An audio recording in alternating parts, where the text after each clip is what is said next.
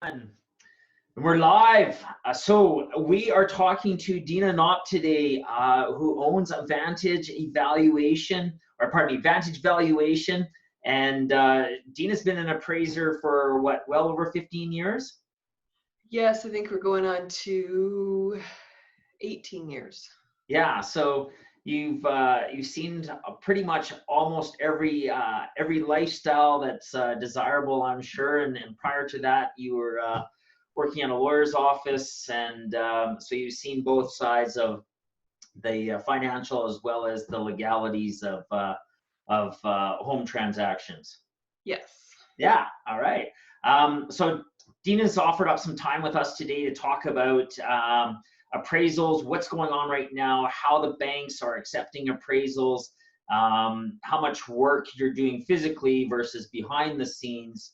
So I guess without further ado, we can just kind of jump into some questions there to let everybody know about some of the things that are happening. So how has appraisals for you differed today versus, a month ago or a month and a half ago? Well, the biggest thing, first, thanks for having me, Chris. The biggest thing is that with the, restrictions on and the social distancing that we all need to put in place, that for the most part, we are doing what we're calling a modified inspection. So we're not physically going inside homes to view them, to do full appraisals. We're gathering that information by different means. And it is certainly much easier if we go in and you get all that information, you really realize how much you use all your senses at once, right, to take in that information. Now it's kind of being dissected up. So it can be a combination of many different things that each appraiser can decide specifically how they're going to do it and what information will make them feel confident in the value that they're providing. Personally, I like doing video interiors and directing the homeowner through that. So using Zoom or whatever app is available. And that way I can direct the homeowner through the property, much like as if I was walking through the property, and I can be, oh, hey, what's over there? Or what's that? And I can, zoom in on things that I would look at when I was actually there. And then sometimes we'll also get the homeowner to provide a set of interior photos for the property, may ask for a real property report so we can verify the foundation measurements of the exterior. So, yeah. What is there a difference between like virtual tours and a video tour? How do those two differ? Well, I guess a video tour could just be somebody taking a video. And so a virtual tour is where I'm on the other end of the line with them, essentially, and I can direct them through it. Because if someone just videos it, I may not see what I want to see.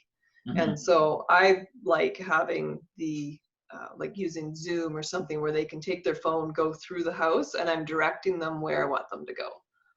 Yeah, okay.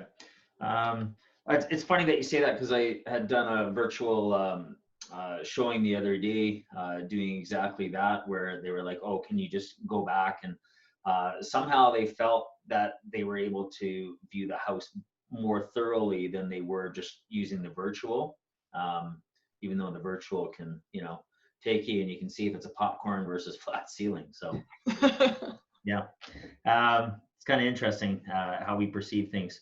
So if somebody's looking to get an appraisal done, predominantly it's usually due to a purchase. And if you're getting them to walk through the house, is there anything that people can do to prepare any information that may help you in addition if you are going to do a walk through the house virtually? Well, I guess the one thing they don't need to worry about, the old baking cookies thing won't help this time. But I think it's just the general stuff, right? Appraisers are humans, so the better the house looks, the better it is. We're trained to not look at that stuff, but the less clutter there is, the better.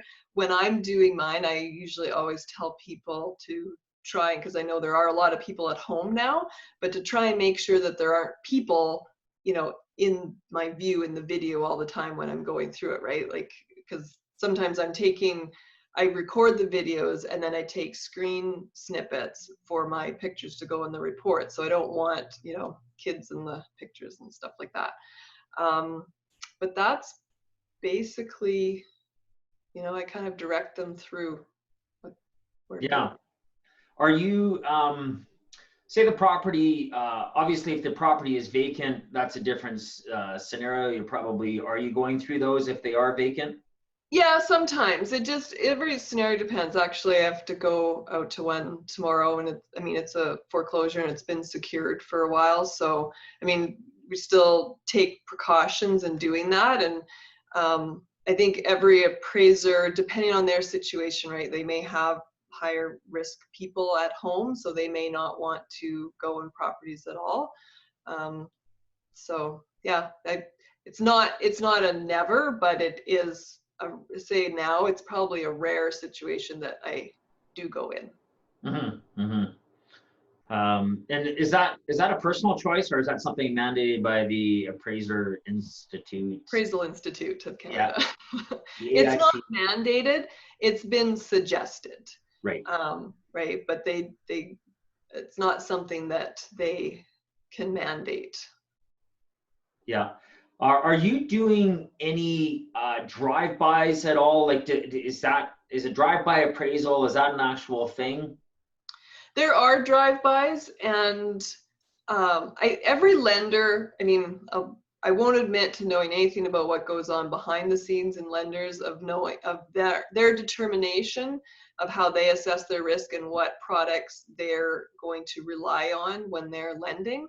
And so a lot of whether they're ordering a full appraisal or a drive-by depends on their own internal processes and what they've decided they're acceptable with. But the drive-by, for the most part, is a much different appraisal than a full appraisal. There's a lot of information that's in a full appraisal that's not in a drive-by, and so it doesn't meet their lending criteria. Like, there's no land value, there's no remaining economic life, there's no estimate of the current economic or the current life, and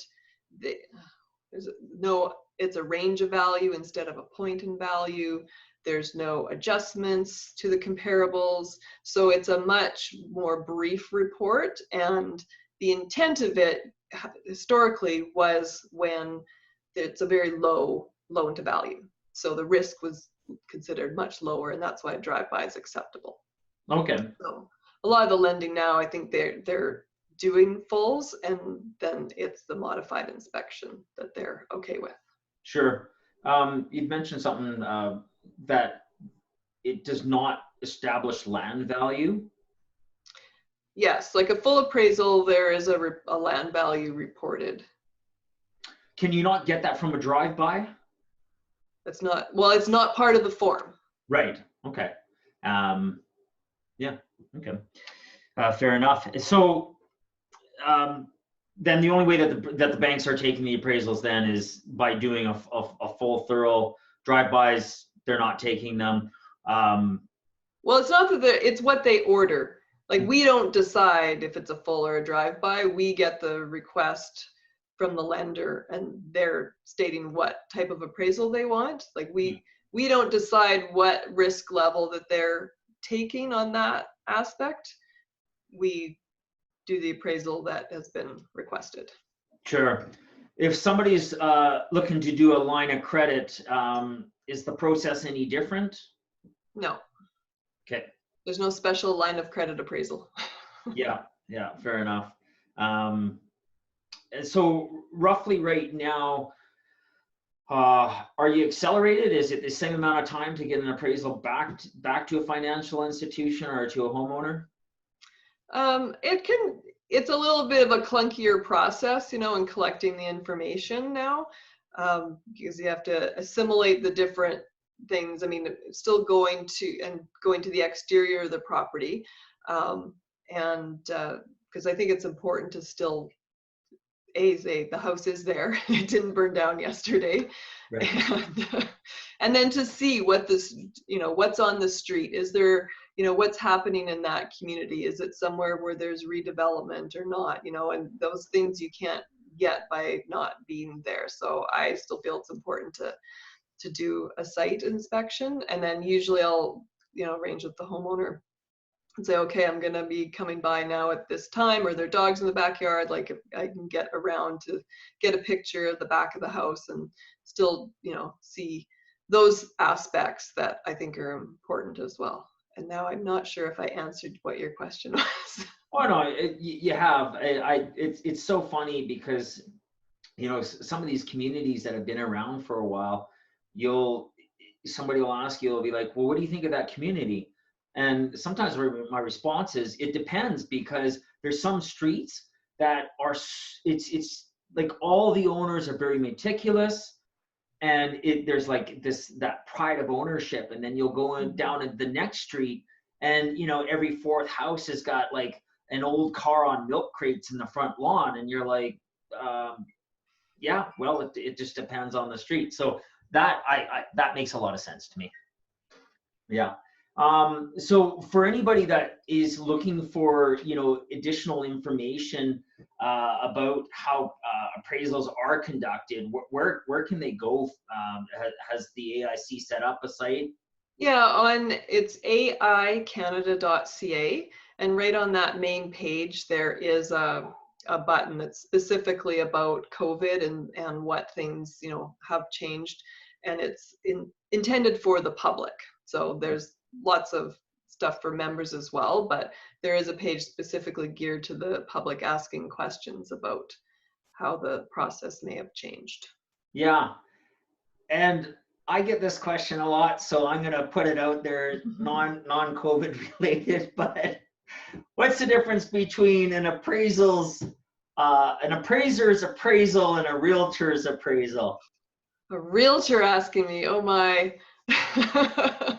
So one of the things I usually like to say is I have no vested interest in what your property, if I was speaking to a homeowner, I have no vested interest in what your property is worth.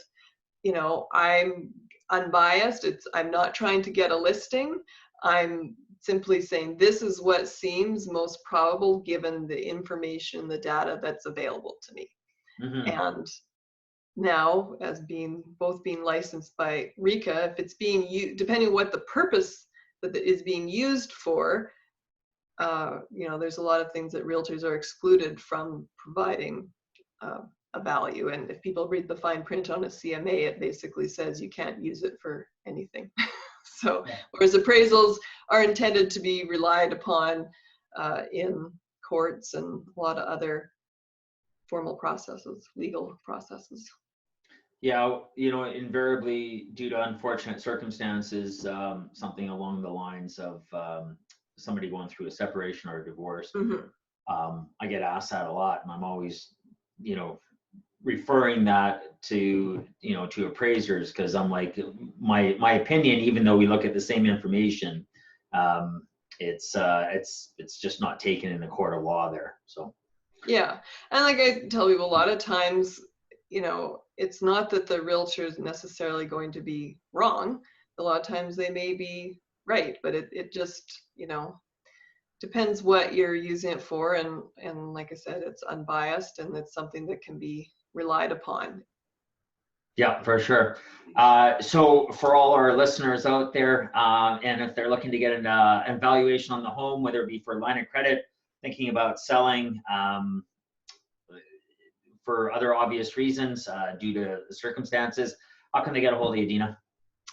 My phone number is 403-830-6501, and my website is advantagevaluation.ca. Perfect. Appreciate you taking the time, and yeah, if anybody has any questions, we'll make sure that we send them your way. Great. Thank you. Yeah. Cheers. Take care.